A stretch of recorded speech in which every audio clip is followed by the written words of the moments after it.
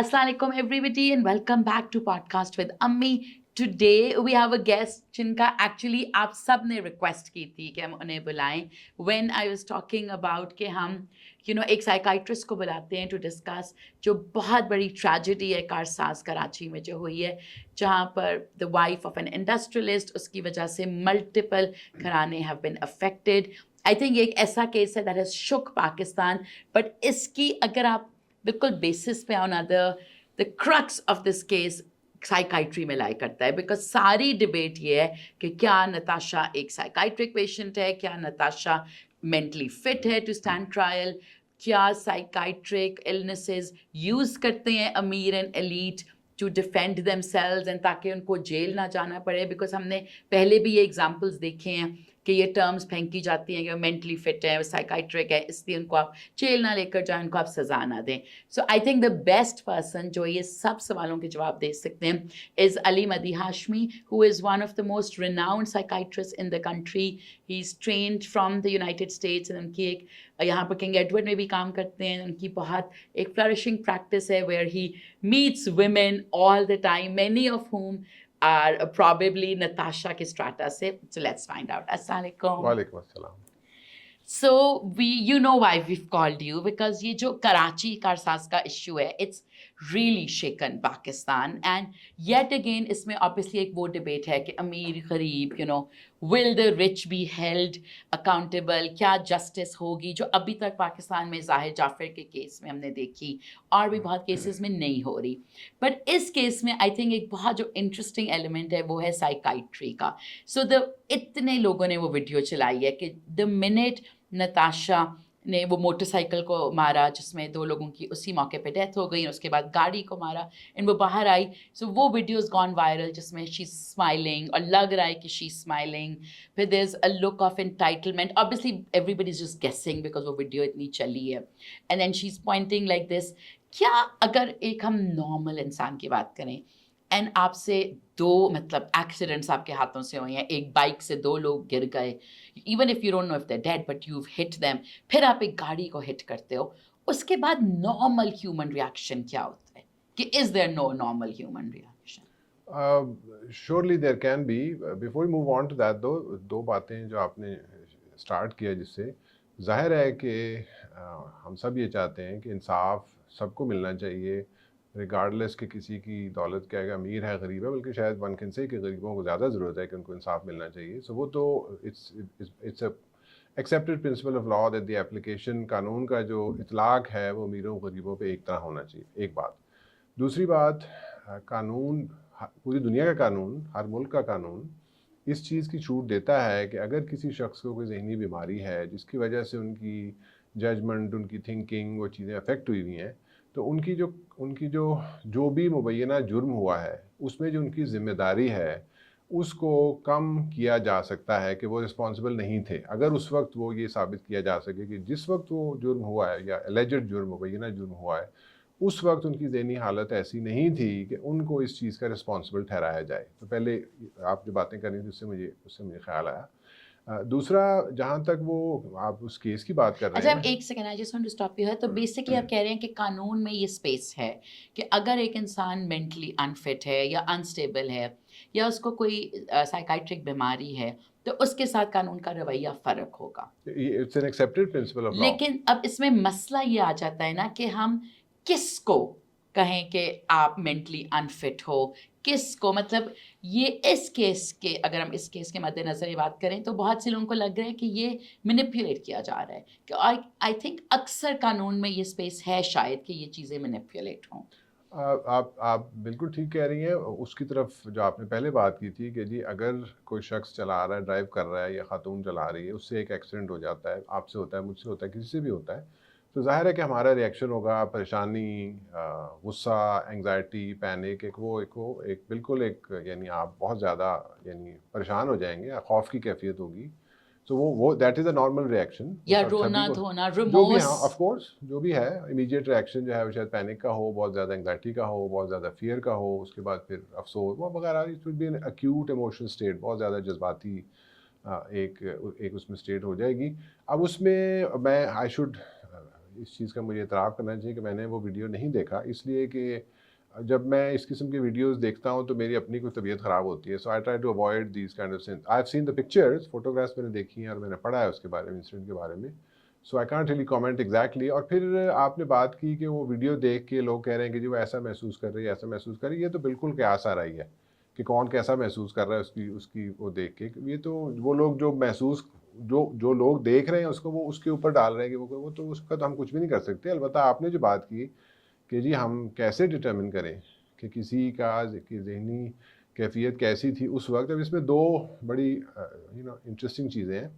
जब हमें कहा जाता है साइकियाट्रिस्ट के तौर पे कि जी एक शख्स ने कोई जुर्म किया है और उन्होंने अब अदालत में दरख्वास्त दी है कि उस वक़्त, ये मैं किसी हाइपोथेटिकल केस की बात कर रहा हूँ, बिल्कुल। उस केस की बात नहीं कर रहा। उन्होंने दरख्वास्त दी है कि जी हमारी कानूनी ज़िम्मेदारी, हमें not guilty by reason of insanity, यानी हम ये वो प्ली है कि जी ठीक ये है। इनकी ज़िम्मेदारी कम है, जो इन्होंने मुबैना जुर्म किया है उसके लिए रिस्पॉन्सिबल ये नहीं है, क्योंकि उस वक़्त इनका दिमागी तवाज़ुन ठीक नहीं था। और ये पाकिस्तान में भी आपको याद होगा कुछ साल पहले एक बड़ा फ़ेमस केस आया था जिसमें कोर्ट जजमेंट आई थी कि स्किज़ोफ्रेनिया जो है वो बीमारी नहीं है वगैरह-वगैरह। तो अब तो हमारे जो कोर्ट्स हैं वो भी इस चीज़ में काफ़ी हद तक एजुकेट हो गए हैं। ऑल्दो हमारी लीगल कम्युनिटी हमें खुद कहती रहती है कि जो हमें और एजुकेट किया जाए, जो मॉडर्न साइकियाट्रिक थ्योरीज़ हैं, क्या है, क्या नहीं है, सो उसके बारे में, सो वो और फिर चीज़ें इम्प्रूव हो जाएँगी। लेकिन बहरहाल हम जब कहते हैं कि कोई शख्स उस वक़्त ज़िम्मेदार नहीं था, फिर 2 बातें होती हैं। नंबर 1, जब हम उसका मुआयना करते हैं, अब कोई किसी ने जुर्म किया, उसको गिरफ़्तार किया गया, अदालत में उसके वकील ने अर्ज़ी दी कि जी ये शख्स जो है इसको इसकी कानूनी जो ज़िम्मेदारी है उसको कम किया जाए क्योंकि ये ज़हनी बीमार है। कोर्ट ऑर्डर करता है कि जी इसका साइकियाट्रिस्ट इसका मुआयना करें, एक रिपोर्ट बनाएँ और हमें बताएँ कि क्या ये ज़हनी बीमार हैं या नहीं। और नंबर 1, नंबर 2, उस वक़्त ये ज़हनी बीमार थे या नहीं। अब ये जो इस वक़्त जो ज़हनी सो बीमारी देयर का 2 मामला है, सवाल कि क्या ऑफ़ कोर्स, उनको एक लॉन्ग टर्म बीमारी है कि नहीं, और फिर उस मौके पे वो बीमार क्योंकि थे कि आपने नहीं? डिटरमिन तो ये करना है कि जब वो मुबैना जुर्म हुआ है, उस वक़्त उनकी ज़हनी कैफ़ियत क्या थी? क्योंकि वो उसकी बेसिस पे वो प्ली ले रहे हैं। आप हो सकता है उनको 1 हफ़्ते बाद एग्ज़ामिन करें, मैं उनको 1 हफ़्ते बाद करूँ या 1 महीने बाद करूँ या 1 साल बाद करूँ। तो मैंने फिर रेट्रोएक्टिवली पीछे देख के इस चीज़ का अंदाज़ा करना है कि उस वक़्त उनकी ज़हनी हालत क्या थी। अब यहाँ पे मामला जो है वो ज़रा गदला हो जाता है, शैडोई हो जाता है, क्योंकि उस वक़्त उनकी ज़हनी हालत जो भी थी, वो वक़्त तो गुज़र चुका है। उस वक़्त आप गवाहान को मिलते हैं, कोई मेडिकल रिकॉर्ड देखते हैं, या उनसे खुद से तस्वीरें बात और करते हैं, वीडियोज़ जो जैसे भी है, आधा लाहौर पाकिस्तान जो देख रहा है। जो भी है। और फिर ज़ाहिर है कि जब ये कानूनी कार्रवाई चल रही है, तो जो शख्स बीमार है, अगर वो मुजरिम है या मुजरिम नहीं है, जिस पे इल्ज़ाम लगा हुआ है, उसको तो यही फ़िक्र है कि अगर अगर मुझे सज़ा हो गई, चाहे जेल हो गई या फांसी हो गई, हमारे पास बहुत सारे केसेस तरह-तरह के आते हैं, तो मेरा क्या होगा फिर। तो उनके लिए भी फिर एक है कि वो हो सकता है कि उस वक़्त जो भी हो रहा था उसको वो शायद थोड़ा एग्ज़ैजरेट कर दें, क्योंकि उनको वो नहीं चाहते कि उनको सज़ा हो या उनके खिलाफ कानूनी सॉर्ट ऑफ चाराजोई की जाए। तो करंट स्टेट को असेस करना तो फिर भी आप उस वक़्त कर सकते हैं। आप उनके साथ बैठते हैं, इंटरव्यू करते हैं, उनकी मेंटल स्टेट की एग्ज़ामिनेशन करते हैं, कोई टेस्ट करवाने हैं आप करवाते हैं, वो आपको मिल गया। लेकिन 1 हफ़्ता पहले, 1 महीना पहले, 1 साल पहले, उस वक़्त उनकी वो ज़रा मुश्किल हो जाता है। लेकिन उस पे भी बहुत से यानी कारबंद असूल हैं जिसके तहत आप वो एग्ज़ामिनेशन कर सकते हैं। रिकॉर्ड एग्ज़ामिन किए, उनका इंटरव्यू किया, फैमिली का इंटरव्यू किया, इर्द-गिर्द के लोगों का इंटरव्यू किया, पुलिस का इंटरव्यू किया, पुलिस की रिपोर्ट, बहुत सारे तरीके होते हैं जिसमें आप कुछ ना कुछ आप ये पेश कर सकते हैं कि जी उस वक़्त मेरे ख़्याल से, हमारी ओपिनियन में, उस वक़्त उनकी। और बहुत सारे केसेस में से ऐसे कोई एक शख्स है जो स्किज़ोफ्रेनिक है, बहुत सीवियर उसको बीमारी है, 20 साल से है। उसने 1 साल पहले कोई जुर्म किया, वो दवाइयाँ भी खा रहा था, वो कई दफ़ा अस्पताल भी वो गया था, कई दफ़ा, सो उसमें आसान हो जाता है।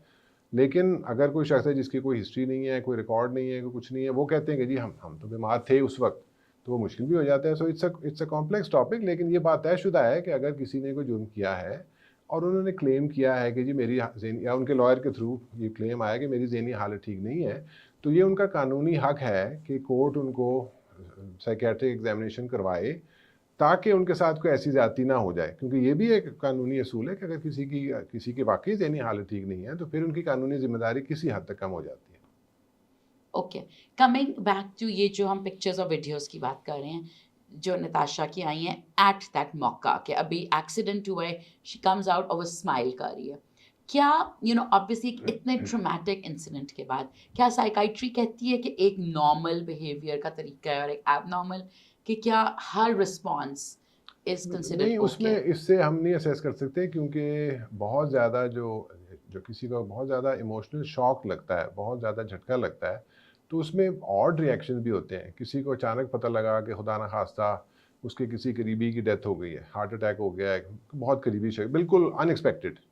सो वो एक ओवरवेलमिंग इमोशनल रिएक्शन जो होता है उसमें आप एक इनअप्रोप्रिएट इमोशनल रिस्पॉन्स भी दे सकते हैं। जबकि आपको परेशान होना चाहिए, आप हंसना शुरू कर देते हैं, या आपको नाराज़ होना चाहिए और आप रोना शुरू, जो कुछ भी है।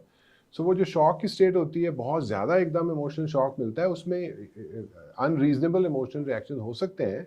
तो उससे फिर हम रेट्रोएक्टिवली नहीं रीज़न कर सकते कि क्योंकि वो शख्स मुस्कुरा रहा है इसलिए उसको कोई रिमॉर्स नहीं हो सकता। वो शॉक की हालत में हो सकता है वो इतने ज़्यादा इमोशनली ओवरवेल्म हो कि उनका रिस्पॉन्स ठीक नहीं आ रहा।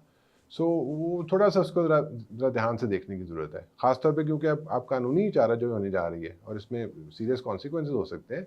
सो एक तस्वीर या एक वीडियो की बना पे हम कोई यानी इसमें कोई कोई क्या सारा नहीं कर सकते कि इनकी इमोशनल स्टेट उस वक्त क्या है। एक वो जो हमने एक स्नैपशॉट देखा है हमने, हाँ अलबत्ता हम वीडियो इंटरव्यूज़ करते हैं, हम 1 घंटे का 2 घंटे का हम जो इंटरव्यू करते हैं उसको वीडियो रिकॉर्ड कर सकते हैं वगैरह वगैरह। लेकिन एक क्लिप आपने किसी कैमरा से कैच किया, उससे आप रीज़न वो that is not the appropriate way to do it. उसमें जो सपोज्ड जो शख्स है जिस पे इल्ज़ाम लगा है उसके साथ ज़्यादती होने के चांस बहुत ज़्यादा है। एक आपको याद होगा एक ज़ैनब केस हुआ था कसूर में, जिसमें वो बच्ची जो थी उसका वो, तो उसमें जब वो 4-6 दिन वो शायद गिरफ्तारी नहीं हुई, फिर उसके बाद गिरफ्तारी हुई, तो जैसे ही गिरफ्तारी हुई उसी वक्त शोर मचना शुरू हो गया कि इसको फांसी दें, इसको फांसी दें, इसको फांसी दें, जिस शख्स को गिरफ्तार किया गया था।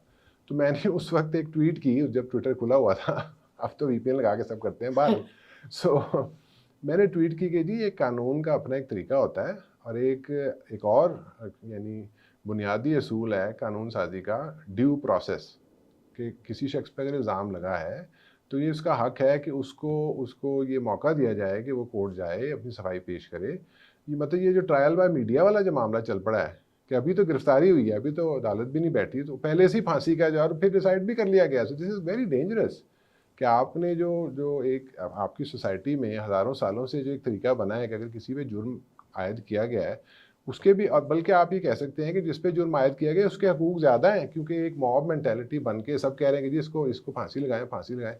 वही एक तरीका बना हुआ है, उसको आप गिरफ्तार करें, उसकी तफ्तीश करें, उस पर मुकदमा चलाएं, जब मुकदमा साबित हो तो आप करें जो भी आपने करना है। लेकिन वो इतना प्रेशर एकदम बन जाता है क्योंकि बात बिल्कुल फैल जाती है, मीडिया ये वो सारा फांसी लगाएं, फांसी लगाएं, फांसी। So that can be quite dangerous because it could happen to any of us. कल को किसी भी इल्ज़ाम लग सकता है कि जी आप बगैर कानून की हिफाजत के आप कुछ भी कर लें, तो फिर जब वो आप कुछ भी नहीं कर रहे तो फिर कानून तो बेईमानी हो जाता है ना, फिर कानून का मकसद क्या है। सो इसलिए थोड़ा सा ज़रा हम सबको ज़रा डीप ब्रेथ लेके रिलैक्स करना चाहिए कि जी ऐसे कर लें वैसे कर लें। वो इसी केस की तरफ वापस आ जाते हैं, उसकी तफ्तीश भी चल रही है। वो आपने बात अभी हो रही थी कि वो मेंटल एग्जामिनेशन भी हुआ है, उसकी भी अभी वो प्रोसेस चल रहा है, उसके बाद पता चल जाएगा कि वो क्या मामला चल रहा था। लेकिन कौन सी ऐसी साइकाइट्रिक इलनेसेस हो सकती हैं कि आप ड्राइव कर रहे हो और आपको पता ही नहीं चला और आपने गाड़ी मार दी? मतलब ऑब्वियसली अगर आप ड्राइव कर रहे हो तो आपको इतना होशो हवास तो है कि ट्रैफिक का आपको पता है, red light, green light, yellow light का पता है, मतलब you not completely insane and आप ड्राइव कर रहे हो। और फिर ये कौन सी बीमारी हो सकती है कि आप पहले, अच्छा इन्होंने पहले मारी पहले एक एक्सीडेंट किया एंड देन विदाउट स्टॉपिंग और वेटिंग, बिकॉज उसमें आई थिंक कोई मेजर एक्सीडेंट नहीं था, शी देन कंटिन्यूड और फिर जाके ये मोटरसाइकिल लगी और ये गाड़ी लगी। तो ऐसा, एंड फिर रुकी भी इसलिए बिकॉज फिर तो लोग जमा हो गए, वाज अ मैसिव इश्यू। तो ये विच मतलब कौन सी, क्या स्किज़ोफ्रेनिया में ऐसा होता है या किन इलनेसेस में? बीमारियां तो लातादाद हो सकती हैं। किसी को एपिलेप्टिक अटैक हो गया, किसी को अपना कोई बेहोश हो गया, उसकी गाड़ी जो थी पैर उसका एक्सीलेटर पे लगा, वो गाड़ी किसी और पे चढ़ गई। लेकिन ये तो होश में थी ना जब ये निकाली गई है? उस वक्त होश में आ चुकी थी जब I'm Yeah. trying not to speculate here since this is a sub judice so to speak. Psychiatric बीमारियों में बिल्कुल जो ज़्यादा सीवियर बीमारियाँ होती हैं, मसलन स्किज़ोफ्रेनिया है उसमें, लेकिन फिर जो बहुत सीवियर बीमारियाँ होती हैं उसमें इतना इम्पेयर आप हुए हुए होते हैं कि आप ड्राइव कर ही नहीं पाते हैं, या आप दवाइयों के इन्फ्लुएंस में अगर आप हैं तो फिर आपके लिए ड्राइविंग वैसे भी मुश्किल हो जाती है। देयर वाज, जब आपने मुझसे कहा कि आके इस पे बात करें तो मैंने थोड़ा सा मीडिया पे, सोशल मीडिया पे देखा, जेपीएमसी से रिपोर्ट तो एक आई थी कि वो उनको डॉक्टर उस चुनी वक्त लाल जी हाँ उस वक्त साइकेट्रिक हमारे कोलीग हैं, हमारे दोस्त हैं, तो उन्होंने कहा जी इस वक्त तो कोई साइकेट्रिक इलनेस हमें नहीं लगी, नंबर 1। नंबर 2, हमने फैमिली से कहा कि हमें रिकॉर्ड प्रोवाइड किया जाए, जो कि हमें अभी नहीं मिला, जब मिलेगा तो हम देख लेंगे। और then of course an important aspect which is the urine drug screen. Of course अगर किसी ने शराब पी हुई है या किसी किस्म का नशा किया हुआ है, that can impair your judgement also, और तो उसका पता चल जाता है अगर आप यूरिन ड्रग स्क्रीन करते हैं। बाकी बहुत अक्यूट अगर कोई पैनिक अटैक हो गया है, उसमें भी आपकी गाड़ी आउट ऑफ कंट्रोल हो सकती है। So there so many different, बहुत सारी ऐसी बीमारियां हो सकती हैं, ऐसी कंडीशंस हो सकती हैं जिसमें इस किस्म का हादसा हो सकता है। सो मैं फिर वही कहने की आई सपोज कोशिश कर रहा हूँ कि हम सबको थोड़ा सा सांस लेके रिलैक्स करना चाहिए। तफ्तीश हो रही है, गिरफ्तारी भी हो गई है जहाँ तक मुझे यस पता है, उसके यस बाद फिर मुकदमा चलेगा, उसमें ये बातें खुल जाएंगी और पता लग जाएगा। और अगर वाकई कोई साइकेट्रिक इलनेस है तो फिर उसका भी एक बना हुआ तरीका है कि कानून का जो मामला वैसे चलेगा, अगर नहीं है तो वो दूसरा एक और तरीका बना हुआ उसका से चलेगा। बिल्कुल। So coming back to the ये जो नताशा वाला केस है, जो आपने मुझे बताई हैं बातें, अगर ये ड्रग्स हो या अल्कोहलिज्म हो, तो उसमें आप फिर भी इतने कॉम्पिटेंट होते हो कि आप ड्राइव कर लो, लेकिन आपसे गलतियां होती हैं, which is why under influence accidents बहुत ज़्यादा होते हैं। तो उसकी क्या मतलब, उस सिचुएशन में क्या निशानी होती है जब आप बाहर निकलोगे गाड़ी से, आप कंफ्यूज होगे, आप डिलीरियस होगे? हाँ, वो डिपेंड करता है कि आप अगर आप किसी किस्म की नशावर चीज़ इस्तेमाल कर रहे हैं तो ज़ाहिर है हर नशावर चीज़ का अपना असर होता है। अल्कोहल का और तरह का होता है, नींद की गोलियों का और तरह का होता है, कोकीन का और तरह का होता है, चरस का और तरह का होता है, वगैरह वगैरह। सो वो उस पर डिपेंड करता है। लेकिन आप ठीक कह रही हैं कि अगर वो वाला मामला है कि किसी ने नशा किया हुआ है, किसी ने कोई नशावर चीज़ इस्तेमाल की हुई है, तो फिर वो यानी जब उनको गिरफ्तार किया जाएगा या जब वो किया जाएगा तो उस वक्त कुछ ना कुछ उनके फिजिकल सिम्टम होंगे, कुछ पता चलेगा उनके बिहेवियर से, जो कि फिर उसी पे डिपेंड करेगा कि कौन सी नशावर चीज़ इस्तेमाल हुई हुई है। और फिर उसका उसका अल्टीमेट टेस्ट, उसका हतमी जो टेस्ट है वो तो फिर ब्लड टेस्ट है, यूरिन टेस्ट है, जिसमें वो चीज़ें आपको नज़र ही आ जाएंगी कि क्या हो रहा है। और जो नशावर चीज़ें हैं वो ब्रेन एक्टिविटी को तो ऑल्टर करती हैं। आपको पता ही है कि यानी शराब पी के एक ख़ास मिकदार से ज़्यादा या किसी नशावर चीज़ को इस्तेमाल करके गाड़ी चलाना, इज अ तो क्राइम। आप भी अमेरिका में रही हुई हैं, it's not just a crime, a serious offence कि अगर आपको रोका जाए, इवन रूटीन ट्रैफिक स्टॉप पे भी रोका जाए और पुलिस वाले को शक हो कि आप इंटॉक्सिकेटेड हैं, आपने शराब पी हुई है, और वो चेक करें और आप निकल आएँ, तो आपके लिए काफ़ी सीवियर लीगल कॉन्सिक्वेंसेज होंगे। कोई एक्सीडेंट ना हुआ बेशक, एक्सीडेंट अगर होगा फिर तो वो कानूनन आपका चेक करेंगे, अगर कोई एक्सीडेंट हुआ है तो फिर तो आपका चेक करना ही करना है उन्होंने। लेकिन it's a very serious offence कि आपने शराब पी के या किसी किस्म की सब्सटेंस यूज़ करके आप ड्राइव कर रहे हैं, because of course you are putting other people at risk, yourself at risk, और दूसरों को भी आप नुकसान पहुंचा सकते हैं। तो वो आपका लाइसेंस जो है वो सस्पेंड भी हो सकता है, लाइसेंस आपका रिवोक भी हो सकता है, आपको जेल भी हो सकती है, उससे ज़्यादा सज़ा भी हो सकती है। और खुदा ना खासा एक्सीडेंट हो जाए तो फिर तो जाहिर है कि जो भी आपके खिलाफ कार्रवाई होगी वो ज़्यादा सीवियर होगी, क्योंकि आपने नशावर चीज़ भी इस्तेमाल की हुई है, साथ आपने ये जुर्म भी किया है। So these things are taken very seriously in western countries, in countries which have Yeah. more strict laws। तो वो होना भी चाहिए ऐसे ही, क्योंकि आप बिल्कुल गाड़ियों पे सड़क पे बिल्कुल ड्राइव कर रहे हैं, दूसरे लोगों की जाने खतरे में आप डाल रहे हैं, तो उसकी सजा तो Yeah. होनी चाहिए। बिल्कुल। सो जनरली प्रोटोकॉल क्या होता है कि जब कोई व्हेन समबडी इज अरेस्टेड, तो उसी वक्त उनकी डॉग स्क्रीन होनी चाहिए, और फिर वो कितनी देर में उसके रिजल्ट्स आ जाते हैं? बिकॉज अभी तक नताशा के रिजल्ट सामने नहीं आए, सो इज दैट यूजुअल कि इतनी देर लगती है? मैं उस पर स्पेकुलेट नहीं करूँगा कि क्यों नहीं आए, क्योंकि even as a non lawyer इस बात का मुझे एहसास है कि अब वो केस जो है वो वहीं पर अटका हुआ है कि वो यूरिन ड्रग स्क्रीन में क्या शो होता है। उसमें जो मेडिकल जो इशू है वो ये है कि जो डिफरेंट नशावर अशिया हैं, अल्कोहल है या नशे की गोलियां हैं या चरस है या कोकेन है, जो भी है, क्रिस्टल मेथ है, उन सब की यानी वो मुद्दत जिसमें वो ब्लड में मौजूद रहते हैं मुख्तलिफ होती है। बिल्कुल। अल्कोहल जो है अगर आपने पिया हुआ है तो 6-8 घंटे 8-10 घंटे में वो जिस्म से निकल जाता है। चरस अगर आपने पी लिया तो बहुत लंबा उसका असर रह सकता है, 1-1 2-2 हफ्ते तक भी वो टेस्ट पॉजिटिव आ सकता है। कोकेन जो है वो एक आधे दिन में, 12 घंटे 14 घंटे में। सो इसलिए ऑफ कोर्स ये ज़रूरी होता है कि जल्द अज जल्द वो टेस्ट टेस्ट ड्रॉ लिया कर जाए। लिए जाए, रिपोर्ट बाद में हो जाए, लेकिन वो टेस्ट जो है वो ले लिए जाएँ, यानी ब्लड ले लिया जाए, यूरिन ले लिया जाए, क्योंकि वो जो नशा जो जिस्म के अंदर जो मौजूद अगर मौजूद है तो वो डिग्रेड हो रहा है और वो 12-14 घंटे में 1 या 2 दिन में ख़त्म हो जाएगा। उसके बाद अगर टेस्ट किया जाएगा तो वो नेगेटिव ही आएगा, विच मीन्स कि फिर उसका रिजल्ट बाद का जो रिजल्ट है वो फिर उस पर नेगेटिवली इम्पैक्ट करेगा जो भी प्रोसीडिंग चल रही है। तो जैसे मैंने कहा आपको कि अगर अमेरिका में, वलायत में, अगर इन कंट्रीज़ में अगर इस तरह की कोई सस्पिशन हो तो वो तो ऑन द स्पॉट करेंगे, वहीं करेंगे। बल्कि उनके पास तो ब्रेथलाइजर और होते हैं। पाकिस्तान में क्या है प्रोटोकॉल? वो तो ऑन द स्पॉट नहीं करते। प्रोटोकॉल कानूनी प्रोटोकॉल का मुझे इल्म नहीं है, लेकिन अगर इस तरह का केस हो तो फिर उसको ज़ेर हिरासत ला के थाने में ला के, मेरा अपना गुमान है, मुझे प्रोसीजर का नहीं पता, मेरा अपना गुमान है कि कुछ घंटे तो लगेंगे, क्योंकि वो जेल में लाएंगे, फिर को अरेंज करेंगे, ब्लड ड्रॉ वहाँ पे होगा नहीं होगा। लेबॉर्ट्रियाँ तो मेरे इल्म में तो नहीं है कि थाने में लेबॉर्ट्रियाँ मौजूद हों या कोई नर्सें या डॉक्टर, हो सकता है होते हों, शायद कोई नर्स होती हो, लेकिन हमारे हमारे मुल्क में जिसको आप मेडिको लीगल प्रोसीजर्स कह सकते हैं, ऐसे प्रोसीजर जिनमें कानून और मेडिसिन का ओवरलैप है, जिस तरह से ये आपने केस बताया है, बिल्कुल। वो प्रोसीजर अभी बन रहे हैं, बनने जा रहे हैं, बन रहे हैं। अभी तो हम इस चीज़ को सीख रहे हैं कि साइकेट्रिक इलनेस जो है वो कानूनी मामलात को अफेक्ट करती है, कानूनी मामलात का साइकेट्रिक इलनेस में भी अमल दखल होता बिल्कुल है। बिल्कुल। तो इसलिए इन सब चीज़ों को स्ट्रीमलाइन करने की ज़रूरत है कि अगर इस तरह का केस हो तो फौरी तौर पे थाने के बजाय पहले अस्पताल लेके जाया जाए, वहाँ पे रिपोर्ट हो, जो कि जेपीएमसी तो उनको लेके हो सकता है वहाँ पे उन्होंने किया हो। आई वुड बी सरप्राइज कि ना किया हो, कुछ शायद But ड्रॉ किया हो। isn't it surprising कि अभी तक वो रिपोर्ट नहीं आई? Because it doesn't take for ये वाली जो रिपोर्ट्स हैं, ये कोई डिटेल ब्लड कल्चर्स तो है नहीं कि 2-2 हफ्ते नहीं, लगे। उसका मामला ये है आयशा कि no, I don't think it's surprising. हो सकता है उन्होंने किया हो, किया जाना चाहिए था, लेकिन यहाँ पे दो मामले हैं जिसकी वजह से इस चीज़ को थोड़ा सा एक बार फिर मैं तीसरी बारी दोहराता हूँ कि सब लोग लंबा सांस लें और रिलैक्स करें। एक कानूनी प्रॉब्लम है, दूसरा एक you perhaps are now looking at कि वो खातून है वो कह रही हैं कि जी मैं मरीज़ा हूँ। तो दोनों तरह से उनके हकूक़ जो हैं वो लीगली प्रोटेक्टेड हैं कि ये डिस्कशन कि वो उनका ड्रग टेस्ट पॉजिटिव है या नहीं, वो मरीज़ा हैं या नहीं, ये चीज़ मीडिया पे तय नहीं हो सकती। ये कानून की अदालत में तय होनी चाहिए, और उसका बुनियादी हक है कि उसके जो मेडिकल रिकॉर्ड्स हैं उसको कॉन्फिडेंशियल रखा जाए, मीडिया पे सर्कुलेट ना किया जाए, ताकि मीडिया की ट्रायल ना हो, क्योंकि वो मीडिया की ट्रायल पर एक्चुअल ट्रायल को भी इन्फ्लुएंस करती है। Yes. ज़ाहिर है वो जजों को भी Yes, इन्फ्लुएंस yes. करती है, Because वकीलों जज को भी भी। वही टीवी ज़ाहिर देखते हैं। है Yes.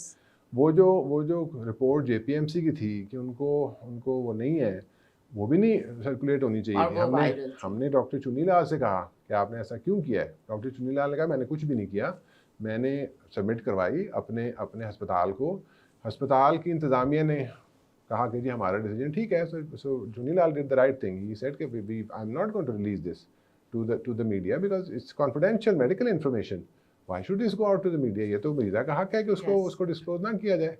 लेकिन अस्पताल की इंतजामिया ने जो भी था उन्होंने फैसला किया कि हम करना चाहते हैं। हो सकता है उन्होंने कानूनी यानी वो इजाज़त ली हो या उनको पुलिस ने ऑर्डर किया। अगर ये सब चीज़ें कॉन्फिडेंशियलिटी जो है उसको जज ओवर रूल कर सकता है, अदालत ओवर रूल कर सकती है। तो अगर जज ने ऑर्डर दिया है, मैजिस्ट्रेट ने ऑर्डर दिया है कि रिलीज़ करें, तो फिर मैं भी मजाज दूँ, मैं रिलीज़ कर दूंगा।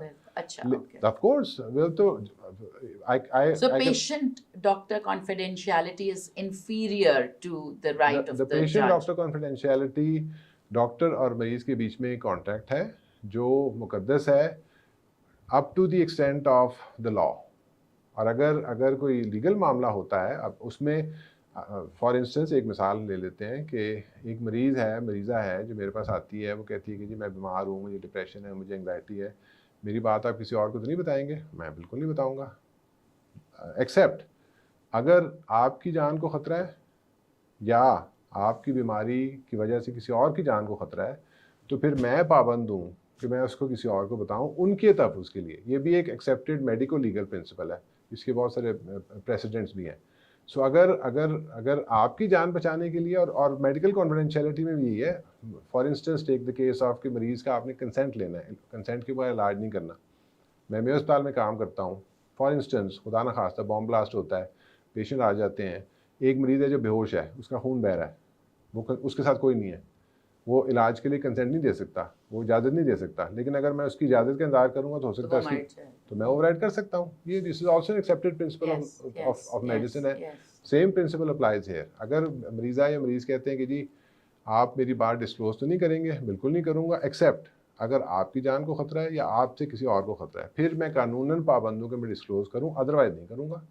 अच्छा, अब अगर ये नहीं है तो फिर बहुत सारे केसेस होते हैं, कस्टडी के केसेस हैं, डिवोर्स के, आपस में कॉन्फ्लिक्ट के केसेस हैं, बहुत सारे हैं। तो उस केस में अगर मुझे जज ऑर्डर देगा कि आप इसको ओवरराइड कर दें, तो फिर मैं कर सकता हूँ, क्योंकि फिर मैं नहीं कर रहा, फिर जज मुझे ऑर्डर कर रहा है। आप you can go argue with the जज।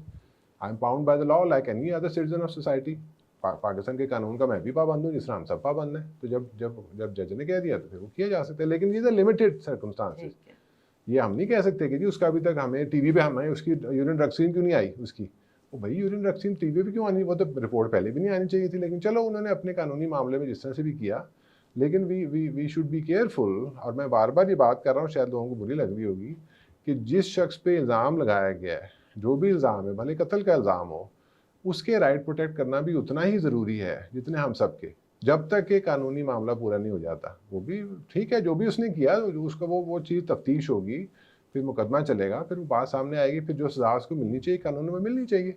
वहाँ पे वो बात ठीक है कि आपने जो शुरू में बात की थी कि जी अमीर और गरीब की तफरीक क्यों है। यस, एंड आई थिंक इसीलिए लोग इतने इम्पेशेंट हुए हुए हैं, बिकॉज इतने एंग्शियस हुए हुए हैं, क्योंकि उनको लगता है कि इससे नहीं मिलेगी सजा, इवन दो ये तो एक आई विटनेस वाकया है ना, कि एक्सीडेंट तो हुआ है। आप ठीक कह रही हैं आयशा, और अमीरों को अक्सर सजा नहीं मिलती, वी हैव मल्टीपल मैं प्रेसिडेंट्स। मैं कहने लगा था कि अमीरों को सजा मिलती रहनी चाहिए अमीर होने की, बाहर मैं मजाक कर रहा हूँ। और एक सोशल फ्रस्ट्रेशन डेफिनेटली है, जाहिर एंड है। हमारे पास प्रेसिडेंट्स है ना, जाहिर जाफर को अभी तक नहीं मिली, अगेन आप बिल्कुल ठीक कह प्रूवन रही हैं, क्रिमिनल। आप बिल्कुल ठीक कह रही हैं, लेकिन हमारे जो जो जो कोर्ट सिस्टम है उसमें बहुत लंबे लंबे बैकलॉग्स हैं, वेरियस वजह से। इस वजह ये भी शायद वजह होगी कि यानी लाइन जंप करना जो है वो मुश्किल होता है, लेकिन इतने सारे केसेस हैं, इतने सारे यानी डिसीजन होने वाले हैं, इतनी सारी चीज़ें पेंडिंग हैं कि आमतौर पे मामला कई दफ़ा वैसे भी लंबा हो जाता है, क्योंकि कोर्ट की डेट नहीं आ रही और केसेस चल रहे हैं। मुझे ये सुनने में मिलता है, मेरे जो दोस्त वकील हैं, जो जज हैं, कहते हैं हम पूरी कोशिश करते हैं, लेकिन इतनी लंबी लंबी लाइनें लगी हुई हैं कि वो हो नहीं पाता। और अभी तो 4 5 दिन 6 दिन ही हुए हैं। सो इसलिए मेरा अपना ये ख्याल है, जिस तरह आपने शुरू किया था इस हमारे सेशन को, कि वो क्योंकि वो चीज़ वीडियो पे कैप्चर हुई है, लोगों के सामने वो सब चीज़ नज़र आई है, अब लोगों को है कि उसका एक क्लोजर चाहिए हमें, कि जो भी हुआ है। लेकिन यहाँ पे एक बार फिर मैं दोहरा देता हूँ कि of course we are all very sorry जो लोग मर गए, जो एक्सीडेंट में जो जाँ बहक हुए, हमें बहुत अफसोस है उस बात का। लेकिन 3 या 4 जितनी भी जानें ज़ाया हुई, उसका अजाला एक और जान को ज़ाया करके तो नहीं हो सकता, चाहे वो मुजरिम है चाहे वो नहीं है। अगर वो मुजरिम है तो उसको सज़ा मिलनी चाहिए, लेकिन वो जो कानून का जो प्रोसेस है उसको चलने दें, और जब सज़ा उसकी हो जाएगी तो फिर हो जाएगी। अब ये कि जी उसको सज़ा शायद ना हो, कब होगी, देर क्यों हो रही है, वो भाग तो नहीं जाएगी क्योंकि वो अमीर है। अब ये भी कोर्ट का फैसला है कि उसको लॉ को अप्लाई किया जाए, और ऑफ कोर्स स्पीडी जस्टिस सबको मिलना चाहिए। लेकिन ये कि इसमें जल्दबाजी, और ये असल में ये कानून का या उस चीज़ का तकाजा नहीं, ये एक कलेक्टिव, एक इंतकामी एक जज्बा है। हम हमारे मुल्क में जो भी मजालिम हो रहे हैं उसका बदला हम उससे लेंगे। भाई ये किस किस्म का आर्गुमेंट है? you understand? एक सोशल फ्रस्ट्रेशन है जो कि होनी भी चाहिए। गुर्बत है, ट्रैफिक है, कत्ल गारत है, औरतों पे जुल्म है, ये है वो है, तो हम सारों की सारा जो बदला हम उससे, ये तो कोई आर्गुमेंट नहीं है कि सारा बदला हमने उससे लेना है। ओ भाई, everybody needs to come to their senses. Let the police do their work, let the courts do their work. I think deficit of trust भी तो है ना, we don't trust the police. So coming back to the Natasha वाला case, अब जैसे ही ये accident हुआ था उनके हस्बैंड की, who's an industrialist, एक स्टेटमेंट आई थी कि मेरी बेगम बहुत फ्रेजाइल है, इसकी मेंटल स्टेट बहुत फ्रेजाइल है, एंड ये she is under psychiatric treatment. अब उसके रिबटल में अगर आप नताशा का करियर देखें, she is CEO of 2 companies, ये मल्टीपल कंपनीज के बोर्ड ऑफ डायरेक्टर्स में है। She is been married for I think 15 years or so, she has 3 children. सो क्या ये पिक्चर आपको लगती है, आई रिमेंबर एक दफ़ा, I don't know if you remember, मेरी आपसे बात हो रही थी about ADHD, and then I spoke to you about somebody जिसने दुनिया के सारे एग्जाम स्टॉप किए थे, एंड आपने कहा था कि ये दोनों चीज़ें don't seem to be compatible.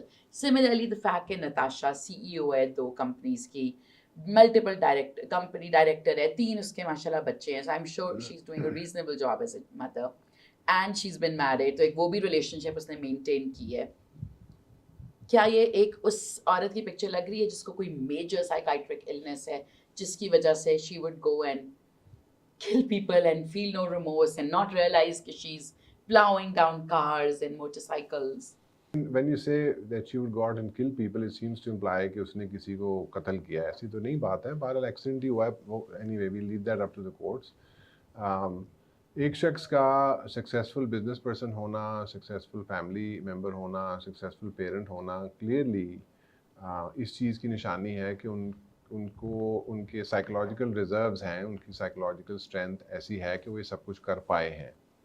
एक बात लेकिन जैसे जैसे हम सबकी जिम्मेदारियां बढ़ती हैं, पर्सनल प्रोफेशनल, तो प्रेशर भी बढ़ता है, स्ट्रेस भी बढ़ती है, इंडिपेंडेंट ऑफ कोई एक्सीडेंट हो गया उसके अलावा बात करें।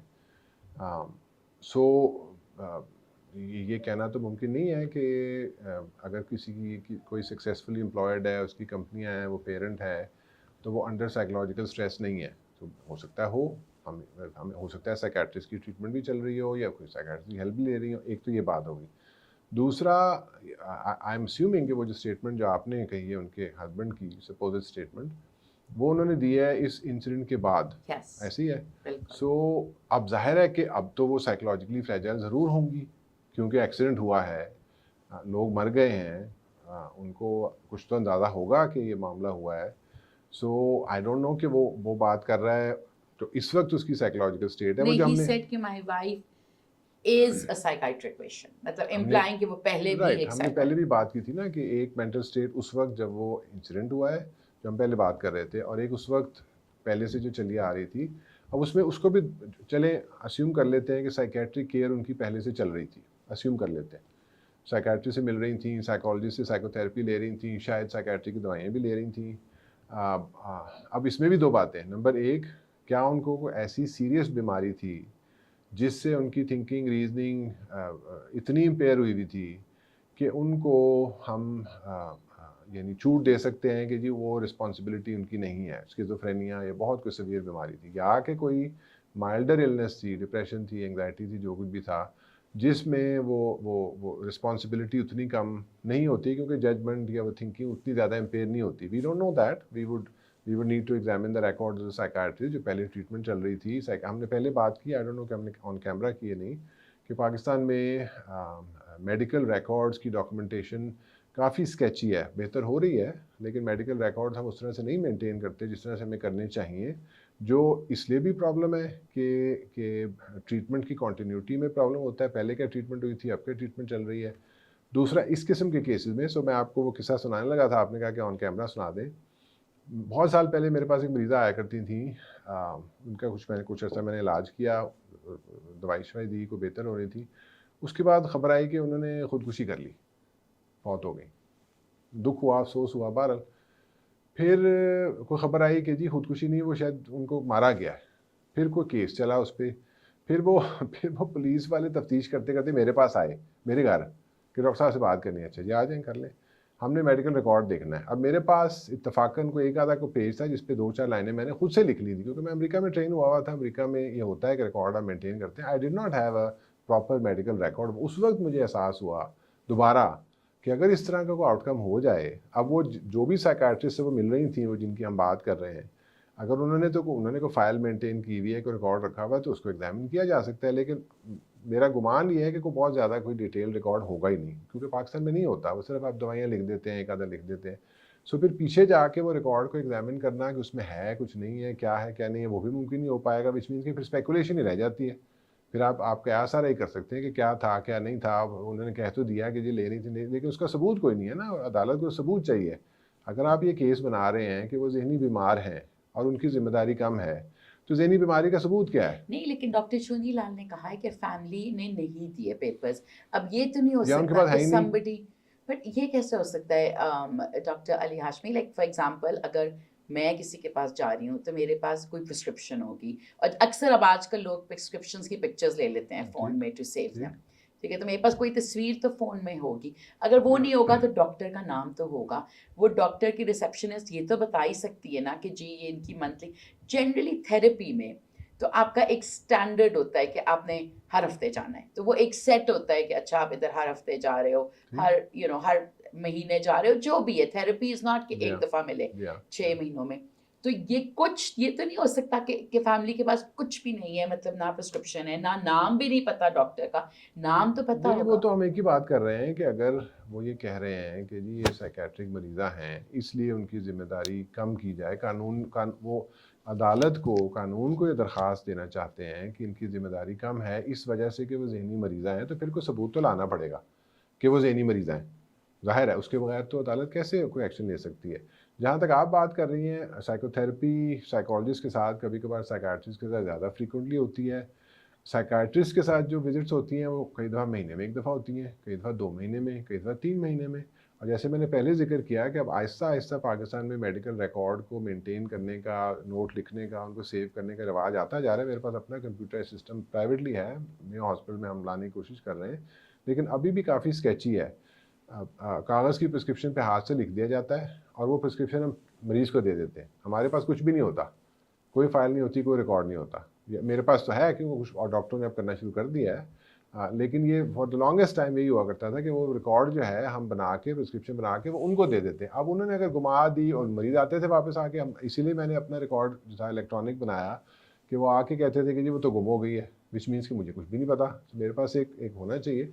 सो वो आ तो रहा है, लेकिन ये होता अब भी होता है कि जी वो प्रिस्क्रिप्शन जो थी वो इतना थद्दा था आपके पास, 10 थी, जो कुछ भी विजिट्स आपकी हुई थी, लेकिन आपने गुम कर दी या गायब हो गई, हो जाता है, थिंग्स गेट नहीं, लेकिन लॉस्ट। कोई तो तरीका होगा ऑफ प्रूविंग कि वो वो डॉक्टर के तो पास जा फाइन, रही, तो फिर ठीक है। फिर वो अगर हम उसकी तफ्तीश मतलब करना अगर वो चाहते हैं, असल में जाती है तो फिर तो अगर हम तरीके उसकी हैं। तफ्तीश करना चाहते हैं, तो वो फिर डॉक्टर का नाम बता दें, डॉक्टर साहब से उनका रिकॉर्ड मांग लिया जाए, कानूनन मांग लिया जाए। एटलीस्ट डॉक्टर ये तो बता सकते हैं कि जी ये मेरे पास आती थी। और उनको अगर कोर्ट ऑर्डर मिले तो वो बिल्कुल बता सकते हैं, बिल्कुल बता सो द सकते हैं। फैक्ट कि उन्होंने कुछ भी नहीं दिया। लेकिन बताएंगे तो फिर उसका अदालत में, फिर उसका फिर भी कोई सबूत चाहिए। अगर डॉक्टर साहब के पास कोई रिकॉर्ड है, वरना डॉक्टर साहब वर्बल बयान दे दें आके कोर्ट में कि जी मेरी मरीज़ा हैं ये।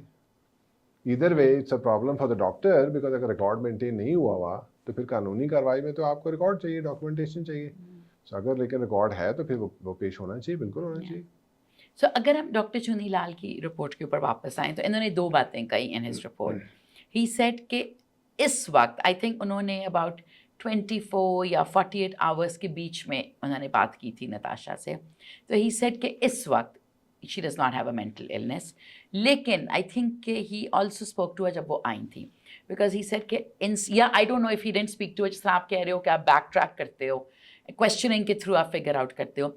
He did say कि वो इंसिडेंट के वक्त she was confused and incident के वक्त she was disoriented. इससे हमारे सामने क्या पिक्चर आती है कि why would somebody be okay now and be confused and disoriented well उस इट्स वक्त? वो दो मोटी मोटी बातें जो हम ऑलरेडी कर चुके हैं, एंड दैट मेक सेंस कि इंसिडेंट के वक्त अब जो भी एग्जामिन कर रहे हैं, since we are talking about the particular case, वही नाम हम इस्तेमाल कर लेते हैं। जब डॉक्टर चुनी लाल ने नताशा उनका नाम है जी, नताशा को अपने हॉस्पिटल में एग्जामिन किया और उस रिपोर्ट के मुताबिक जो मीडिया पे रिलीज़ की गई, उस पर कहा गया कि इस जो मैंने एग्जामिनेशन की है, मुझे इस वक्त कोई मेंटल इलनेस का मुझे नहीं पता कि लफ्ज़ उन्होंने क्या इस्तेमाल किए हैं, लेकिन कोई मेजर मेंटल इलनेस को इस तरह उसका कोई एविडेंस नहीं मिला। और आई थिंक उसकी बेसिस पे उन्होंने फिर उनको हॉस्पिटल से वापस कस्टडी में रिलीज़ कर दिया, ऐसे ना बिल्कुल पुलिस के बिल्कुल वापस बिल्कुल। भेज दिया कि इनको ट्रीटमेंट की कोई ज़रूरत नहीं है इस वक्त, इनकी कोई ऐसी कोई मेजर मेंटल इलनेस नहीं है। अब वो अगर वो उनकी एग्जामिनेशन 1 या 2 दिन के बाद हुई थी जो इंसिडेंट के, और उन्होंने, अब जाहिर है कि उन्होंने जब एग्जामिन किया ऑन द स्पॉट उसको, तो उन्होंने रेट्रोएक्टिव उनका यानी 1-2 दिन पहले की जो बात हुई थी उस वक्त उनके बारे में पूछा होगा, उनसे खुद भी पूछा होगा, और अगर लोग उनके साथ कोई गाड़ी में मौजूद थे उनसे पूछा होगा। अगर कोई चश्मदीद गवाह थे ऑन द स्पॉट थे, शायद उनसे बात की हो। जो पुलिस जो उस वक्त मौजूद थी, जो वहाँ पहुँची मौके पे, उनसे शायद बात की हो। उसके बारे में शायद उन्होंने फिर कह दिया हो इन सारे सब लोगों से बात करके कि जी उस वक्त जो नताशा ने खुद कहा, अगर कहा, उन लोगों ने कहा जो मौजूद थे, अगर कहा, पुलिस वाले जो वहाँ पहुँचे तो उन्होंने कहा, उस वक्त लग रहा था कि वो डिसओरिएंटेड या कंफ्यूज थी। और 1 या 2 दिन के बाद जब वो देख रहे हैं अब वो ठीक हो गई हैं, हो सकता है उस वक्त उनका कोई वो एक अक्यूट इमोशनल रिएक्शन चल रहा हो जिससे हमने बात की थी, But is या acute emotional reaction a psychiatric defense for insanity कि भाई मुझे acute emotional reaction हुआ इसलिए मैं responsible नहीं हूँ for my actions? Like आप क्या ये कह सकते हो? नहीं, अक्यूट इमोशनल रिएक्शन तो फिर एक्सीडेंट के बाद हुआ होगा ना। एक्सीडेंट हुआ है तो मुझे नहीं समझ आती पर है। आप इसको यूज कर सकते हो कि फॉर एन एक्सक्यूज के may be let's say I am just guessing के एक्सीडेंट से पहले नताशा को कोई बुरी खबर मिली हो, हेंस वो रैश ड्राइविंग उसने शुरू कर दी हो, शी वाज अपसेट, ठीक। कुछ हुआ हो जिसने उसको अपसेट किया है, एंड वो उस अक्यूट इमोशनल स्टेट में ये सारा हादसा हो गया। आप आर्ग्यू कर सकते हैं कि जी उनकी क्रिमिनल रिस्पॉन्सिबिलिटी को कम किया जाए, इसकी बुनियाद पे आर्ग्यू कर सकते हैं आप कोर्ट में, ये डिफेंस आप प्रेजेंट कर सकते हैं।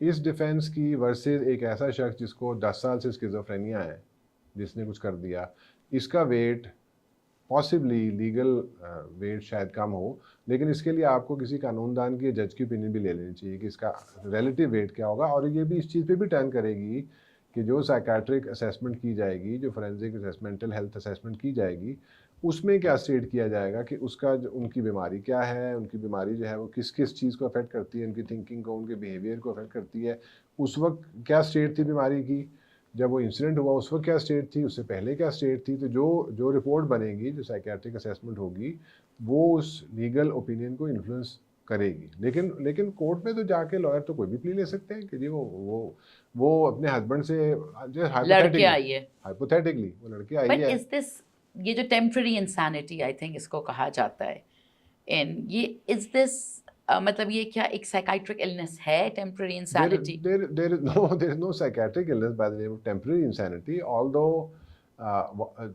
there are conditions जिसमें बहुत ज़्यादा, जिसमें पहले बात हुई, बहुत ज़्यादा acute emotional shock की वजह से you can become disoriented, you can, कोई मर गया, कोई acute incident हुआ, तो आपको वो affect आ सकता है। चंद मिनटों के लिए भी आ सकता है, चंद घंटों के लिए भी आ सकता है, 1-2-4 दिन के लिए भी आ सकता है, हो सकता है the mind can get overwhelmed, the emotion can get overwhelmed, हो सकता है, बिल्कुल हो सकता है। But is that a valid defense for committing a crime? That is something that the lawyer would argue to the court. They would say कि जी मेरी ये contention है based on this detailed report done by such and such doctor so and so, कि उस वक्त इनकी mental state ये चल रही थी, जिसकी वजह से उनकी जजमेंट, उनकी थिंकिंग, वो चीज़ जो थी वो नहीं थी, और उनको therefore she should not be held. अच्छा, इसमें एक और एस्पेक्ट भी है कि depending on the severity of the crime, यानी अगर किसी ने रेड लाइट काटी है, ये एक माइनर क्राइम है, किसी को कुछ भी नहीं हुआ, उन्होंने इशारा काटा है, एज अपोज टू गाड़ी के नीचे आके मर गया है, ये एक बड़ा सीरियस इशू है। तो इसमें भी कोर्ट जो है वो डिसाइड करेगा, अगर किसी ने इशारा काटा है तो वो कहे चलो ठीक है, आपको हम सिर्फ फाइन कर देते हैं, आपको वार्निंग दे देते हैं। जबकि अगर कोई मर गया है तो फिर उसका, चलो आपको सजाए मौत नहीं होती, आई एम नॉट स्पीकिंग फॉर जज और जस्टिस और लॉयर, इसकी सजा तो सजाए मौत है, लेकिन चलो उसको हम कम्यूट करके, बजाय इसके कि हम उसको 14 साल कैद बाम शक्ल something, that would be up to the जज। हमारे यहाँ तो my understanding is jury trials तो यहाँ नहीं होती, जज ही डिसाइड करते हैं। So that would be up to the lawyers to argue, and then it would be up to the judge to decide कि जी इसको हमने मिटिगेट करना है, वो सजा कम करनी है या नहीं करनी। लेकिन इस तरह तो साइकाइट्री एक वे आउट नहीं दे रही टू एवरी क्रिमिनल, मतलब ऐसा तो जाहिर जाफर भी कहेगा उस वक्त, because apparently allegedly Noor Muqaddam said no to him or rejected him. I became temporary insane. Because I became temporary insane, I killed her. And then he did things that seem insane, like kicked her head around, you know, like मतलब लगता है कि only an insane person could do it. तो वो he could say कि मैं temporary insane हो गया। I think आप ठीक कह रही हैं। This sort of speaks to what I like to sort of humorously refer to nowadays as mental health excuses. Yes. Right? क्योंकि mental health इतना buzzword बन गया है। Not talking about this case particularly, which is a tragic case obviously, लेकिन mental health community के तौर पे, psychiatrist, psychologist के तौर पे हमें इस बात की खुशी तो है कि मेंटल हेल्थ अब मेन स्ट्रीम में है, लोग इसके बारे में बात भी कर रहे हैं, लोग इसको डिस्कस भी कर रहे हैं। उसका फ़ायदा ये हो रहा है कि जिन लोगों को हेल्प की ज़रूरत थी, पहले भी थी, अब भी है, वो अब आ रहे हैं और हेल्प मांग रहे हैं, जबकि पहले वो शर्मिंदा रहते थे, वो नहीं आना, छुपते थे और हेल्प नहीं मांगते थे, सफ़र करते थे। प्रॉब्लम ये आ रहा है कि यानी बहुत सी अजीबो-गरीब चीज़ों को you can call it mentalise किया जा रहा है। मसलन LUMS university, well I shouldn't say anyway, एक यूनिवर्सिटी में गया अब तो आपने कह दिया। वहाँ पे एक मीटिंग चल रही थी, कोई करिकुलम के बारे में मीटिंग चल रही थी। सब मेरी यूनिवर्सिटी का यही हाल है। तो उन्होंने कहा डॉक्टर साहब बाकी सब तो ठीक है, आप हमारी हेल्प कर रहे हैं, जो भी हम पढ़ाई करेंगे वो, आप हमें ये बताएं कि हम इसका क्या करें, ये मेंटल हेल्थ इश्यूज़ का। जो बच्चा क्लास में लेट आता है मुझे मेंटल हेल्थ का प्रॉब्लम है, जो बच्चा इम्तिहान नहीं देना चाहता मेंटल हेल्थ का प्रॉब्लम है, जो फेल होने जा रहा है, जो पढ़ाई नहीं कर रहा मुझे पास कर दे मुझे मेंटल हेल्थ और का जिसका प्रॉब्लम है। दिल नहीं है दफ्तर वाह, जाने का, वो आई एम मैं टेकिंग अ मेंटल ठीक है। Health day. सो अब ये उसका एक डाउन साइड उसकी ये है मेंटल हेल्थ के मेन स्ट्रीम होने की, कि ये चीज़ें सामने आना शुरू हो गई। बाय एंड लार्ज मैं अभी आते हुए आपके स्टूडियो में इस बारे में सोच रहा था, बाय एंड लार्ज मुझे इसका कोई दुख नहीं है, क्योंकि मेंटल हेल्थ और मेंटल इलनेस बहुत ही सीरियस टॉपिक है, जिसको यस, बहुत मेरी ज़िंदगी में पहली दफ़ा इसको सीरियस लिया जा रहा है। और अगर इस पे काम किया जाए, लोगों की हेल्प की जाए, तो बहुत लोगों को बहुत सा फ़ायदा हो बिल्कुल, सकता है। तो वो बहरहाल हम एब्सोल्युटली। चाहते हैं कि हो, जिन लोगों को हेल्प की ज़रूरत है उनको हेल्प मिले, जो लोग इलाज करवा सकते हैं, जो भी है उस पे हम काम करना चाहते हैं। उसका एक बाय प्रोडक्ट है कि जी ये चीज़ चल रही है, तो फिर इसको कंट्रोल करना चाहिए ना, कि आप यानी आप इस चीज़ को पॉलिसीज़ बनाएँ, प्रोसीजर्स बनाएँ कि भई इसको आप प्रॉपर्ली असेस करें कि क्या चीज़ कहाँ पे है, और हर एक को मत आप उसको करने दें। उसका मोर एक्सट्रीम फॉर्म एक वो not guilty by reason of insanity आप उसको कह लें। यस, लेकिन अब हम तो बहुत सीवियर केस की बात कर रहे हैं। आपने कहा कि जी ये तो फिर साइकियाट्री क्या किसी किसी को भी एक्सक्यूज़ दे सकती है? नहीं, बिल्कुल भी नहीं। बिकॉज़ जब कुछ इस तरह के हीनस क्राइम्स तो हम एज़ ह्यूमन्स तो बिलीव करते हैं ना कि ये इनह्यूमन है, कि मतलब as sane people we believe we have to be insane to do things like kick a woman's head around और have an accident and then go on to continue killing people. Like, आशा उसमें मामला ये है कि matlab, can sane people commit heinous crimes? Yes I thought there was this argument that you have to be temporary वो insane. नहीं was Hitler insane? Were the Nazis But insane? they said कि he became insane. उसको वो sense of वो तो grandeur. And पे था तो ना। end पे ही तो जाके वो वो जो पागल बाकी हुआ. लाखों लोग जो उसके साथ काम कर रहे थे, जो इंसानों को अवंस के अंदर डाल के पका रहे थे, जो जो औरतों पे एक्सपेरिमेंट कर रहे थे, वो बिल्कुल भी नहीं। और ये इस पे मेरा एक अपना भी But can you point. be a thinking, feeling, normal human being with relationships of love and then go on to commit आशा इसमें heinous ना crimes? जिस आई रिमेंबर दैट गाय जिसने 100 बच्चों को किल किया in Pakistan, Javed something, and then उसने उनकी bones को एसिड में डाला उसके घर में ये से. तो आप ठीक मतलब कह उस रही तरह हैं, के आप मल्टीपल ठीक कह रही हैं। एग्जांपल्स एंड डू ये यू फील एक्सट्रीम कि सेन पीपल. ये एक्सट्रीम एग्जांपल्स हैं, एक्सट्रीम एग्जांपल्स हैं, इसलिए इनको पब्लिसिटी ज़्यादा मिलती है, इनको मीडिया में उछाला यस, जाता है। मीडिया के अपने ज़ाहिर पर्सपेक्टिव होते हैं, सेंसेशनल, वो सारा वो कि खबरें बेचनी, all this kind of stuff. लेकिन इस पे हमारे साजिद हसन मंटो साहब जो हैं, जो हमारे फेमस शॉर्ट स्टोरी राइटर हैं, उन्होंने कुछ इस तरह की बात की थी कि अगर अगर चलो आजकल may be politically incorrect, but मुझे जो याद आ रहा है कि अगर एक औरत इज़्ज़त बेच सकती है तो दुनिया की कोई औरत बेच सकती है। The point his point was, अगर कोई मर्द कत्ल कर सकता है तो मैं भी कर सकता हूँ। ये चीज़ तो हर इंसान के अंदर मौजूद है ना। यस. तो इसलिए ये कहना कि जी वो इंसान ही नहीं है, ये नहीं कोई कि नहीं वो कर सकता। सेन इंसान नहीं है इज द डिबेट. वो सेम तो हम बिकॉज ये इस सेम तो कंप्लीट केस की जो मुझे सेम तो लगता हम है डिफाइन कर जजमेंट रहे है ना is going to come down to was she sane. हैं। सेम तो हम खैर बात कर रहे हैं ना मेंटल इलनेस के हवाले से या साइकाट्री के हवाले से। आपने शायद उससे ज़्यादा गहरा सवाल किया है कि जी कोई शख्स, क्या कोई शख्स ऐसा इतना कोई यानी घिनौना जुर्म कोई शख्स करता है कि वो कोई इंसान कर ही नहीं सकता, लेकिन वो इंसान ही है जो कर रहा है। In और his sense, a sane और इंसान. जो जो सोचने वाले और लिखने वाले और जो बड़े बड़े लोग थे, उन्होंने इस तरफ इशारा किया है कि इंसान की फितरत में ये दोनों चीज़ें मौजूद हैं। The Dr. हमारी Jekyll and Mr. Hyde हमारी mentality. हमारी फितरत में खुदा की सलाहियतें भी हैं और शैतान की भी हैं। हम सब वो काम कर सकते हैं जो शैतान करवाता है, और हम सब वो काम कर सकते हैं जिसका खुदा हुक्म देता है। ये हर इंसान कर सकता है।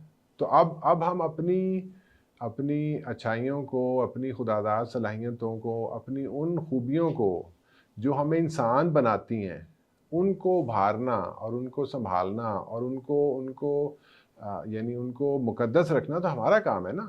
अगर हम अपनी शैतानी सलाहियतों को, अपनी अपनी हैवानी सलाहियतों को उभारेंगे तो फिर वो उभर जाएंगी। ये तो हर इंसान में हो सकता है, और जाहिर है कि इसमें इंसान खुद, इंसान की फैमिली, इंसान की कम्युनिटी, इंसान का मुआशरा बड़ा बड़ा एक सेंट्रल Yes, रोल होता है बिल्कुल. कि आपको अपने अपने आप में, अपना आप क्या होता है, अपना आप तो आपकी एनवायरनमेंट से बनता है ना। आपकी इमीडिएट फैमिली है, फिर आपकी कम्युनिटी है, आपकी आपकी सोसाइटी है जिसमें आप रह रहे हैं। तो अगर वो ये भी, इसमें भी मंटो साहब, मैं उसको मिसकोट नहीं करूँगा, मंटो साहब ने को बात की थी कि मतलब है कि आपकी सोसाइटी में ये सारी चीज़ें जब हो रही हैं तो आप मुझसे क्यों नाराज़ हो रहे हैं। मंटो साहब पे इल्ज़ाम लगा करते थे कि आप पोर्नोग्राफर हैं, आप ये क्यों लिखते हो। वो लिखते हैं मैं तो वही लिख रहा हूँ जो आपकी सोसाइटी में हो रहा है। तो आप मुझसे क्यों नाराज, मतलब आप आपकी सोसाइटी में जो हो रहा है वो मैं आपको लिख के दिखा रहा हूँ, आप मुझसे नाराज हो रहे हैं, भैया आप अपनी सोसाइटी को ठीक करें, बिल्कुल। आप इन चीज़ों को रोकें, आप इंसानों के लिए वसाइल प्रोवाइड करें जहाँ पे किसी को चोरी ना करनी पड़े, जहाँ पे किसी को दूसरे का हक ना मारना पड़े, तो ये चीज़ें होना बंद हो जाएंगी। लेकिन आप कहते हैं कि जी किसी एक इंसान को जिसने चोरी की है, जिसने कुछ, उसको उसको इल्ज़ाम दे के उसको मारो, उसको जेल में बंद कर दो, उसको फांसी दे दो, भाई वो उसी सोसाइटी की पैदावार है जिसमें आप रह रहे हैं, तो बाकी चीज़ों को भी तो ठीक करें ना। बिल्कुल, बिल्कुल, yeah. Okay, so coming back to the Natasha case, this is my last question about this case. कि as a psychiatrist, I don't know if you feel कि you qualified to give the answer, लेकिन doctor Chunilal ने within, I think, maybe उनके ऊपर pressure बहुत ज़्यादा था, because this is, I think, the most talked about case right now.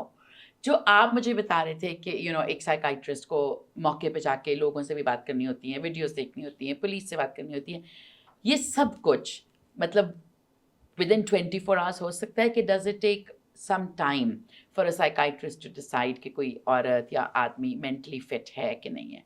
उन्होंने बहुत जल्दी, this report became public 1 या 2 दिन में, literally. So, yeah, do you feel that this report was done very quickly and maybe more detailed reports are left to be done? Psychiatric assessment, ख़ास तौर पे ऐसी साइकेट्रिक असेसमेंट जिसको आपने फिर कानूनी मामलात में इस्तेमाल करना है, उसको पूरा वक्त लेके सुकून से, इत्मीनान से, आराम से करना चाहिए, क्योंकि किसी एक इंसान की, एक से ज़्यादा इंसानों की ज़िंदगी उसके इर्द गिर्द घूम रही है, उनको सज़ा हो सकती है, वो जो कुछ भी हो सकता है। 24 घंटे में या 48 घंटे में मुमकिन तो है कि अगर बड़ी कोई अर्जेंसी है तो किया तो जा सकता है, लेकिन अगर वक्त मांग लिया जाए कि जी मुझे 48 घंटे के बजाय 72 घंटे चाहिए या मुझे 1 हफ़्ता चाहिए, और अगर वो इंसान हिरासत में है, वो गिरफ्तार है, जो कुछ भी है, तो फिर किस बात की जल्दी है? मेरा ख्याल इस पर्टिकुलर केस में वही, क्योंकि वीडियो रिलीज़ हुई, लोग जो थे, लोग जहाँ भाग थे, मीडिया का प्रेशर था, वो सारी चीज़ें थी, तो उसमें थोड़ा एक जल्दी का एलिमेंट आ गया, और वो ले जाया गया, सारा कुछ किया गया। मेरा अपना ख्याल है कि इसमें वक्त ले लेना चाहिए। दोबारा ठीक है, जो हो गया वो हो गया, एक रिपोर्ट, प्रिलिमिनरी रिपोर्ट चली गई है, जो जब मुकदमा चलेगा, जब कानूनी कार्रवाई होगी, उसमें जो डिटेल रिपोर्ट प्रेजेंट की जाएगी, उसके लिए जितना टाइम दरकार है, विटनेसेस से बात करने के लिए, रिपोर्टें एग्जामिन करने के लिए, पुलिस की रिपोर्टें देखने के लिए, ऑफ कोर्स जो मुबैना जो मुल्ज़िमा है, जिस पे इल्ज़ाम है, उससे तफसीली इंटरव्यू करने के लिए उससे वो टाइम लेना चाहिए, चाहे उसमें 3 दिन लगे या 1 हफ़्ता लगे या 15 दिन लगे, उसमें जल्दी नहीं होनी चाहिए, क्योंकि आप, एक तो बड़ा पेचीदा सा मामला है कि जी उस वक्त उसकी मेंटल स्टेट क्या थी, पहले क्या थी, क्या है, क्या नहीं है, और सबसे बड़ी बात है, एक इंसान है जो माना कि उससे जो भी हुआ है, वीडियो पे जो भी आया है, लोग जहाँ भाग हुए हैं, जो कुछ भी हुआ है, लेकिन वो ज़िंदगियाँ तो चली गई। अब उस खातून की ज़िंदगी तो अभी भी है, जो सज़ा उसको है कानून में वो मिलनी चाहिए, लेकिन due process of the law, कानूनी चाराजोई के बाद। और इसका बड़ा सीधा सा इसका जवाब भी है आयशा, उसके साथ हो सकता है तो मेरे साथ भी हो सकता है, आपके साथ भी हो सकता है। तो इसलिए जो कानूनी हक उसको हासिल है, वो हम इसलिए उसको देना चाहते हैं कि वो हम भी चाहते हैं, हम भी इस मुल्क के शहरी हैं, कल को हमसे कुछ हो जाए तो फिर मैं भी ये चाहूँगा कि मेरे लिए वो कानून मेरी भी उसी तरह हिफाजत करे।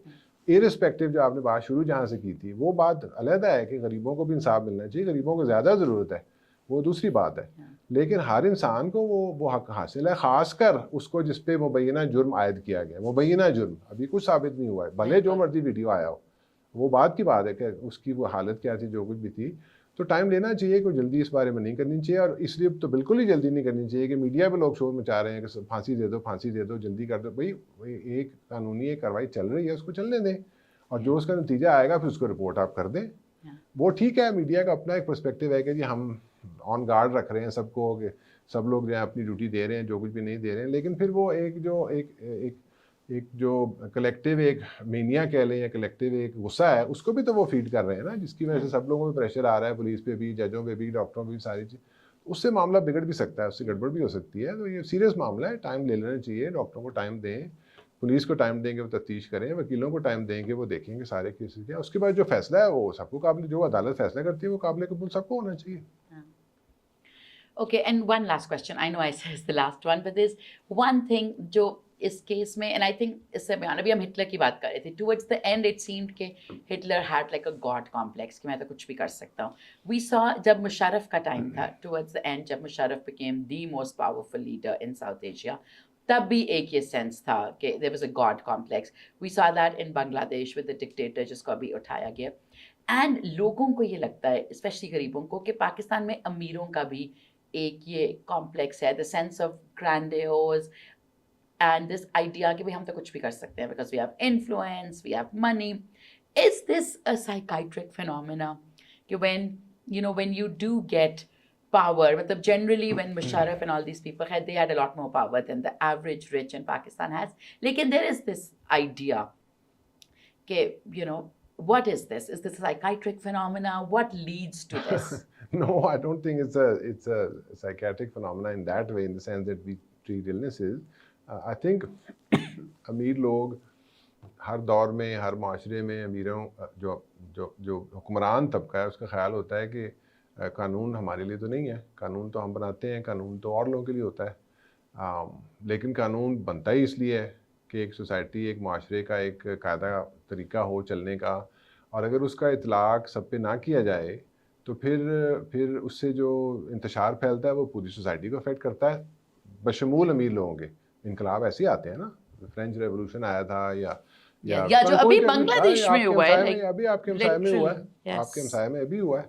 तो अगर कानून को सब पे अप्लाई नहीं किया जाएगा, और मैं फिर बताता चलूँ कि कानून की जो असूल हैं, जो कानून की जो हिफाजत है, उसका हकदार और उसका मुस्तहिक गरीब इंसान ज़्यादा है, क्योंकि उसके पास मुआशी ताकत नहीं है, उसके हाथ में पैसे नहीं है, उसके हाथ में इन्फ्लुएंस नहीं है. उनको ज़्यादा ज़रूरत है कानून के तहफ़्फ़ुज़ की. ज़ाहिर है अमीर आदमी तो के पास तो कनेक्शन भी है, इन्फ्लुएंस भी है, सारा कुछ भी है, और ये बात अमीरों को भी समझनी चाहिए. अगर आप हसीना वाजिद की तरह अपनी जूतियाँ उठा के भागना नहीं चाहते, तो फिर हमारा, ये मेरा और आपका और हम जैसे जो लोग हैं, जो बाअसर लोग हैं, ये हमारा इसमें इंटरेस्ट है कि हम इस चीज़ को प्रमोट करें कि कानून जो, और हमारे मुल्क में मज़े की बात यह है, हर चीज़ का कानून मौजूद है, बड़े अच्छे कानून मौजूद हैं. उसकी एप्लीकेशन और उसकी जो एनफोर्समेंट है वो प्रॉपर्ली नहीं की जाती, अक्रॉस द बोर्ड नहीं की जाती, यूनिफॉर्मली नहीं की जाती. वो वही लाइन जंपिंग का फिनोमेना है.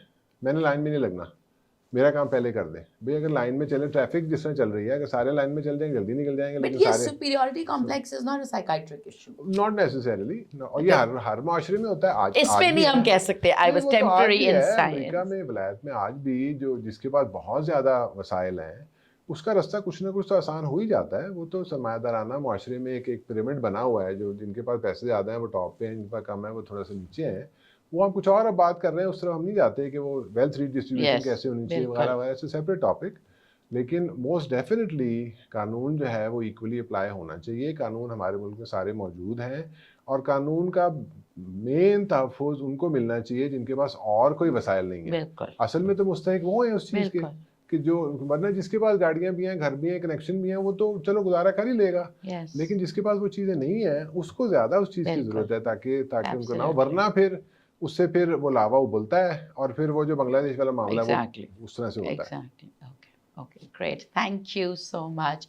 Thank you everyone for watching, and I hope कि जो कारसाज इंसिडेंट है जिसने इस वक्त पूरे पाकिस्तान को हिलाया हुआ है, उसमें जो डॉक्टर अली मेहदी हाशमी का पॉइंट ऑफ व्यू था, उससे आप एक इन्फॉर्म्ड अवेयर ओपिनियन बना सकते हो कि इस केस में मेंटल इलनेस थी नहीं थी, हमें किस तरह एज रिस्पॉन्सिबल सिटीजन्स एक्ट करना चाहिए.